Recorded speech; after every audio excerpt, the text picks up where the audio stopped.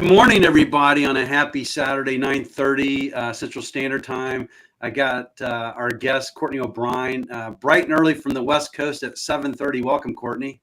Thanks. Yeah, and then my cohort, Shane, out of Pittsburgh. It's 10:30 his time, so he's bright and bright and awake and ready to go. We invited Courtney O'Brien, expert in brand marketing, worked for companies like Coca-Cola, E.J. Gallo Winery, because we wanted to talk about building the brand stories and the brand pitch. And we just asked Courtney to come on. We're gonna talk to her, fire a lot of questions at her. And if anybody joins us today anywhere in the globe, please just put your questions in the chat, and we'll try to get back to you. And if we don't get back to you during the episode, we'll certainly respond at some point. But welcome, Courtney. Maybe tell a little bit about yourself, your background, and what you're all about, and what you're doing nowadays. Thanks. Yeah. I have been in beverage marketing for my whole career. And if you told me that that was going to be the case, 20 years ago, I would have thought you were crazy. But I wanted to start in food or beverage out of business school because I thought it provided the best background and the best training ground. And my first role was with Evian, actually, part of Danone, which is a giant company globally also. And I said, if I can learn to market water, I can probably learn to market anything. And, that is entirely based on branding. And I find that beverage is entirely based on branding. So it's an industry I've stuck with because of that. There's an endless amount of things to do. I went to Coca-Cola after that and had the good fortune to be there as Coke Zero was launching and took that role. And not many people know it, but 6 months into Coke Zero having been launched, it was losing distribution everywhere and falling like a rock. So I was told, that's probably not one you want to take, Courtney. That might not have much longevity, but I did really wanted to work for Coke. So it was a career-defining role. Turned that around, led it to 100 million cases in a couple of years. So that was my big claim to fame. And then I followed my passion to the wine industry and ended up working for Gallo, kind of the most disciplined, I would say, giant building mega brands in wine. And was there for 15 years, led innovation for everything north of $10 in wine for a while, managed 25 brands, portfolio by the end, took on the whole Constellation acquisition and launched Apothic Red. And that was my big claim to fame at Gallo. That was also kind of a small little side project, wasn't expected to be big, and ended up being the biggest red wine on the continent in a couple of years. Wow. So those are my babies. I'm sticking with it. And now I'm doing my own thing. So I'm trying to channel what it was that led those to become so successful and help smaller businesses with great products, build them into great brands that can really break through in this crazy beverage market. Well, that's awesome. We're excited to have you. So I thought we'd do this morning, we're just going to ask you some questions, maybe share from your point of view. If I'm a new brand and I'm going to market, Shane and I, we talk about, hey, we can find you a distributor. This is what distributors care about. We can help you find customers. Shane is an expert at like annual business planning and obviously commercial planning. He ran and scaled a distributor himself and actually sold that. And now he's out, helping other brands do the same thing, either find distribution or customers in the marketplace. Yeah. So with that being said is, how does one go about? So obviously they don't have the resources of Gallo or Coca-Cola, but how does one go about, like I've developed this really cool cannabis brand as an example, and it's an RTD and it's a Delta 9 product. I'm just going to help you out a little bit here. And I'm going to go to markets and I'm going to compete in the RTD category. How does one go about, like, what's the first step from a consumer or brand marketing, what they would take a look at? Yeah. I mean, it's really, I think, category agnostic. I always start by understanding the marketplace. So my roles were not marketing only, but I was always in a general manager capacity. So I naturally kind of roll up my sleeves and get into the analytics and understand the competitive set and not just the immediate competitive set. Like I'm working right now for a hydration mushroom infused sparkling beverage. I'm not just looking at the hydration marketing or mushroom infused sparkling beverage set, but why do consumers buy that? What are they getting out of that? and what are the other things they're considering. So what's the competitive set in their minds? Because it's not always the same as what we think the competitive set is. So within that competitive set, what are they doing? What are they selling, on the can, for instance? And what are they kind of really selling? What's their positioning? What are they promising you? Because I believe consumers buy solutions to their problems and better versions of themselves, more so than they buy a liquid in a can. And if you can get into that, you will win every time. So I roll up my sleeves and look at the category and figure out either where the white space is or where people aren't doing it very well. If there's just because it's crowded doesn't mean it's doing well. And figure out where I want to be. That's the first stage. And, having a lot of data is great, but it's also really easy to get lost in. And you can do that, on the outside without a ton of syndicated data also. Interesting. I don't know, Shane, if you had a question on to expand on what she was saying. No, I mean, I think that's great. There's so many brands on the small to mid-size that go to at least come to distributors and don't really know how they're targeting that, who they're speaking. Right. I talked to a brand yesterday. Who's your target audience? Who are the competing brands? And what's your ideal shelf or retail account look like? Because if you can't answer those three questions, you can't do anything else. Absolutely. Yeah. Consumers know that too. Like who you talking to is the next step. I totally get it. Yeah. Well, also you said something that resonated. We always talk, we've been talking about it is when we go to a brand or if I'm a distributor, I'm saying, who is your competitor? And you said it, competitive set. How does one identify like the competitive set? So if you're working with a brand, how do they know who their competitor is? I'm going through this with a brand. I'll rename nameless. We always try to keep some brands nameless. Sometimes we'll name them or whatever. But I'm working with a particular brand, and it's a non-alcoholic product. And they said they were competing against a particular brand, but that brand has a different size. It comes in 150 ml cans. Their brand's in a 12-ounce can. The brand they're saying they're competing against is more of like it's a straight up mixer, like a bartender would take it, pour in a thing. And I discovered yesterday in a conversation, I don't think that is their competitive set because it's the way they're labeling it. And I actually identified another brand. I'm gonna go back to them and say, I think this is your competitor. But anyway, how does one go about and identify that? Well, there's no black and white answer. The best way is to talk to consumers because we're all just trying to guess other than, when you actually ask people.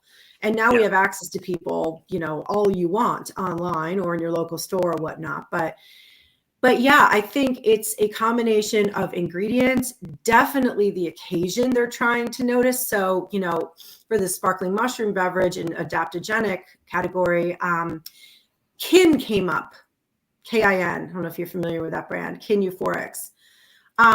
Technically, maybe from an ingredient standpoint, but it's not something I'm going to focus on because they're positioning that as a non-alc alternative for when you want to kind of alter your mind state in the evening. So it's occasion as much as it is ingredients.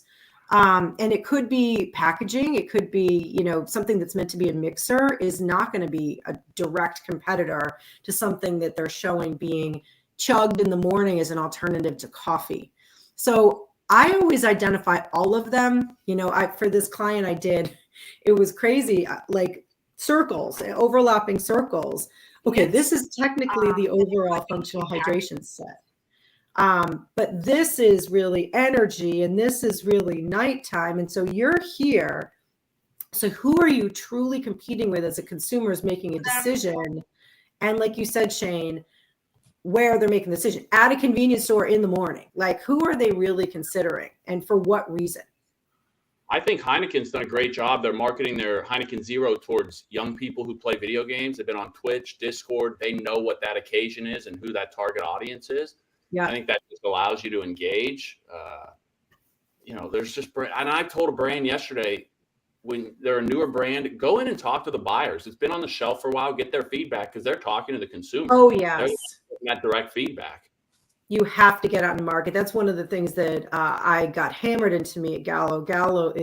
That's one of Ernest Gallo's original founding principles is kind of be out there more than anybody else and have that competitive intelligence. Oh yeah. I was with Gallo in the early 1980s. So Yeah. in Southern California when we were just beginning. We didn't have anything at Gallo other than things that were Gallo branded, by the way. And they would say, we'll never brand anything else other than Ernest and Julio on the product. Funny. But being in the market, so they definitely have evolved. Yeah, it's an interesting journey. I sit on a lot of bar stools. I talk about it every week. I go to accounts. I sit on a bar stool. When I sit on the bar stool, Courtney, I tell stories. If it's a brand called Foursquare, I will tell the story of Foursquare and Richard Seal and what Foursquare is about. And I'll quote like Fred Minnick. I'll talk about the founder of Altamar Brands, but I tell a story. And what's interesting is every influencer or mixologist or bartender I talk to, they're interested because they're interested in that story. How does one go about? Yeah. So how do you help develop that? So obviously Foursquare and Altamar has done some work to actually develop their story, right? And how do you do it where it comes across authentic? That it's true. Like how does one begin to do that? Yeah, I was actually going to write a post on this week about, can you create authenticity? I've been asked to do it many times for brands that will be named nameless, but if a brand is not authentic, how do you, a lot of times, most of the time, people start brands because they want to make money. There's no bigger altruism in it than that, and then you've got on the other side of the coin, the person who just has this amazing story. I'm working with a client right now that would fly off the shelves if you could sit there and he could tell that story, and he's just in it for all the right feel-good reasons.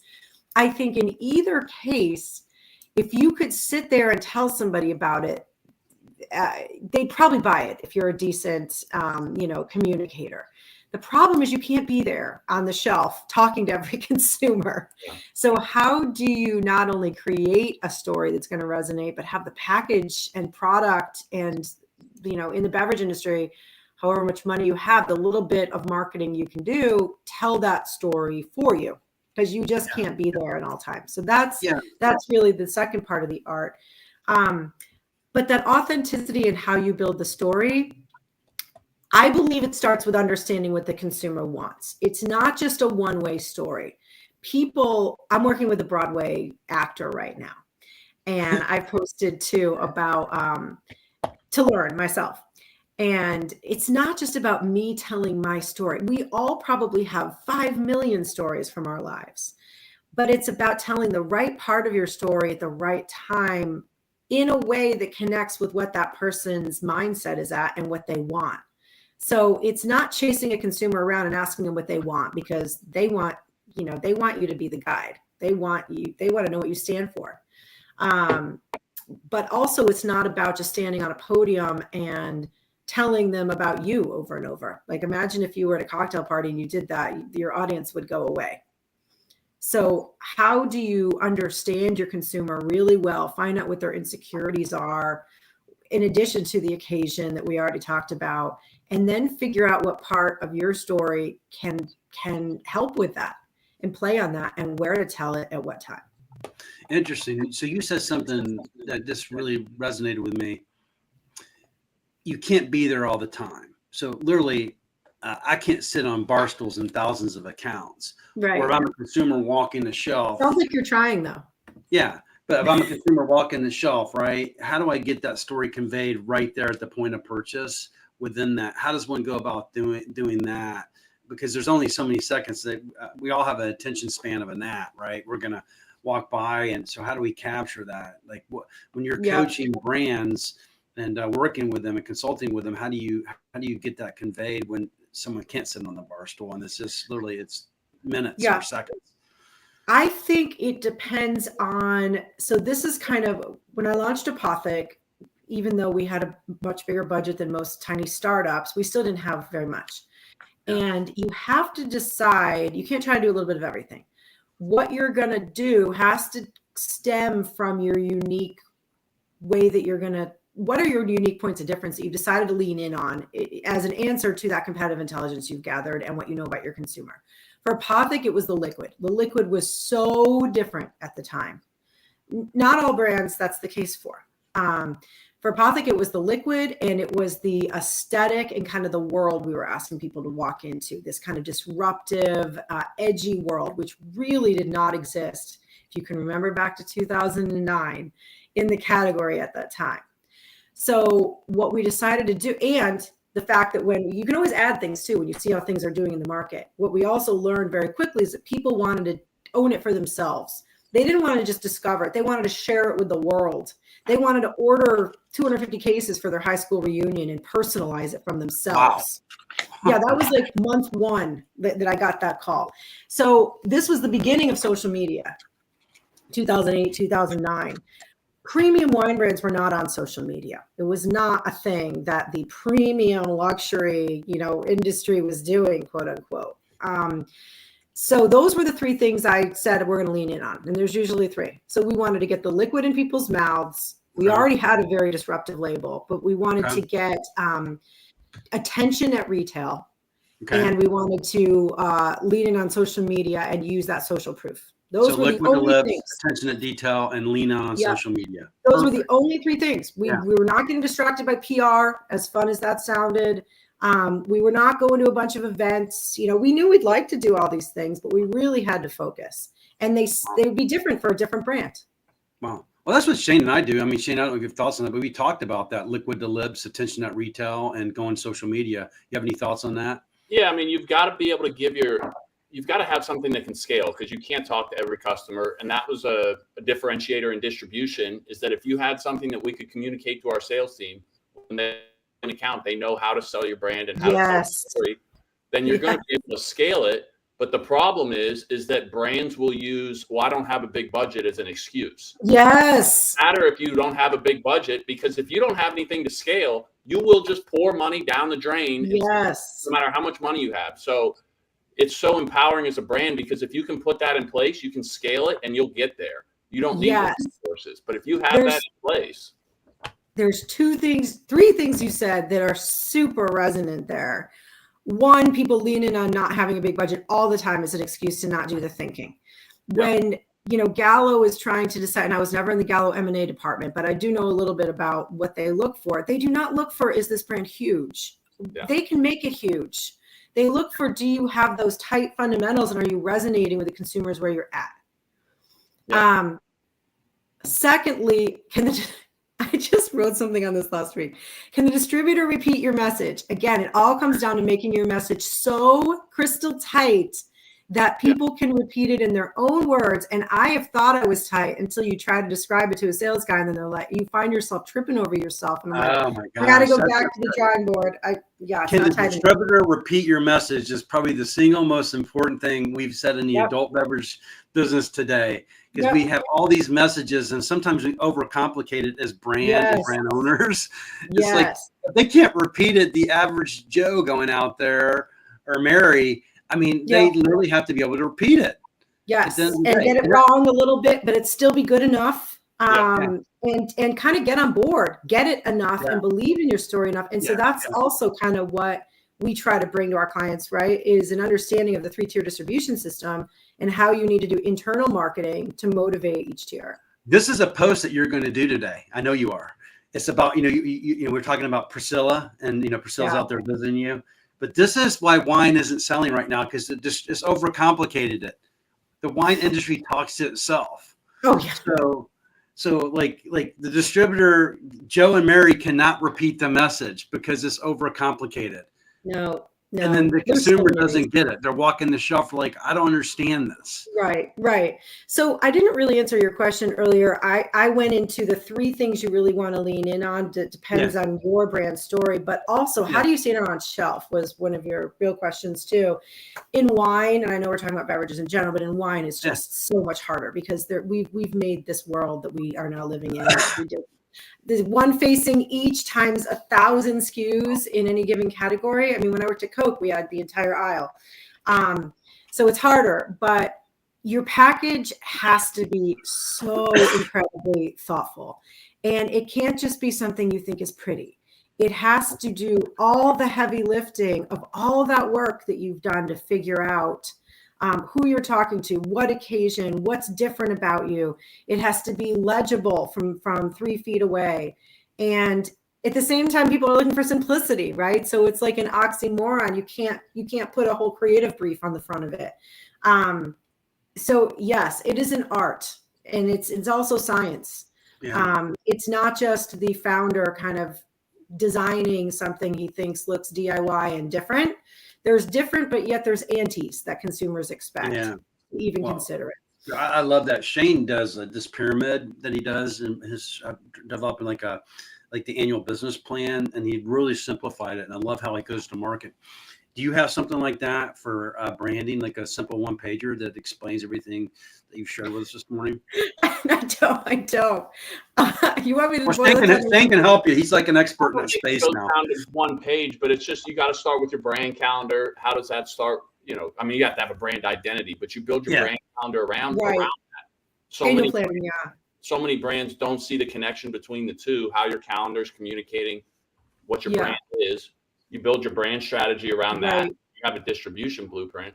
Right. But, you know, and you should review it on a regular basis, on an annual basis. So it's like, I mean, we even struggle to communicate this at some of the biggest companies, like this brand ID stuff. And I was often getting stuff dumped on my plate that was in various stages of not being right, either distressed acquisitions or down 30 or, just not doing well.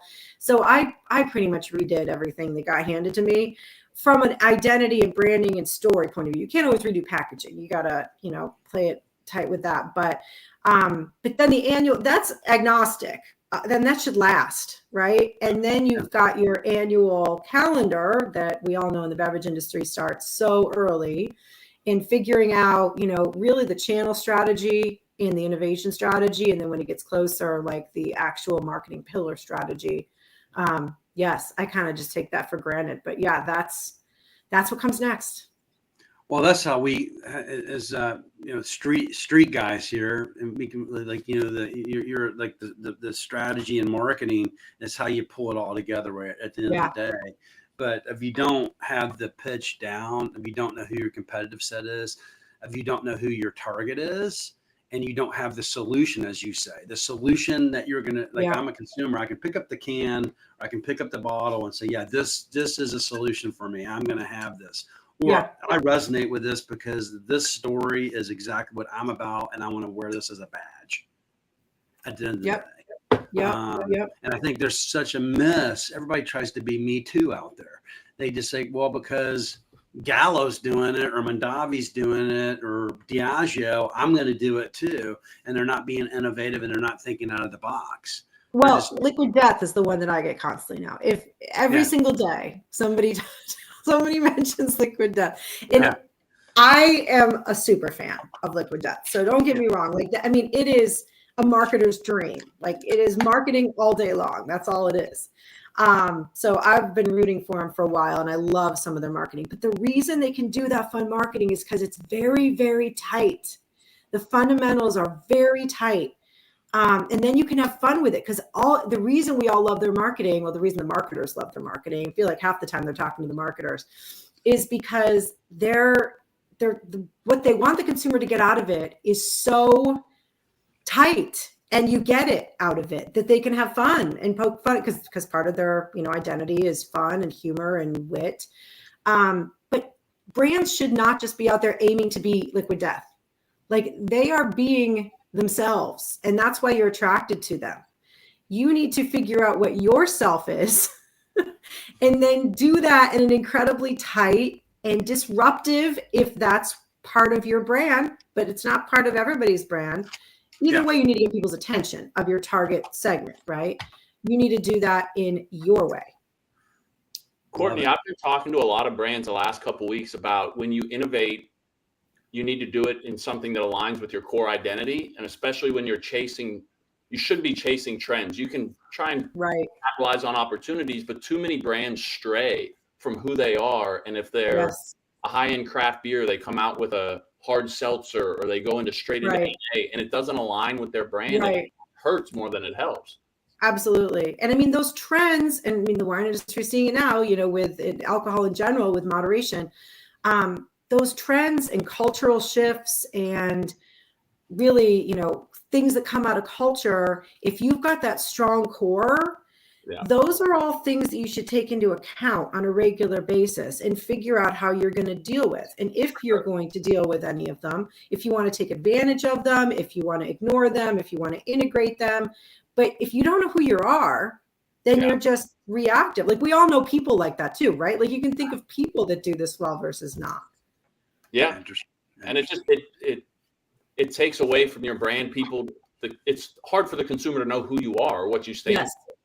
Yes. And if you don't stick with it, you lose everything. So when I talk to clients about, I give them what looks like a simple one pager with kind of like the distillation of their brand universe with their values, their mission. And the mission is a mission that you should get excited to get out of bed out every day. And their core type positioning and their aha consumer insight they're playing with. And whenever they're like, okay, it looks good. I'm like, no. You're saying this is your flight plan and not just for this year. Like you're going to make decisions based on this. Yeah. If costs go up and one of your core values is transparency, which we all love to say nowadays, are you prepared to put that front and center in your decision-making process of how you're going to deal with that external factor you're just faced with? Because you can't just say that if you're not going to do it. Interesting. And I think staying aligned with that, consumers notice it because there's a trust in your brand. They know who you are. They know what you stand for. They can trust it as opposed to chasing trends that just doesn't align with who you are. Confused consumers don't buy. Like think about public figures and political candidates, or even the animal world, wolves. If what somebody's following appears to be unpredictable or confused or erratic, or you don't know what they're going to do, people are not going to follow them. That is certain death. It goes back to biology. Like you have to be consistent and predictable. Wow, I love that. Well, Courtney, I know you have I think you have a hard stop because you have a class or something you're taking. Yeah. So I want to at least give you the floor here and the remaining minutes that you're going to be with us in closing, what you would want to leave the audience with around the brand pitch, the experience. What are the 3 or 4 things you want people to leave from this discussion today? Sure.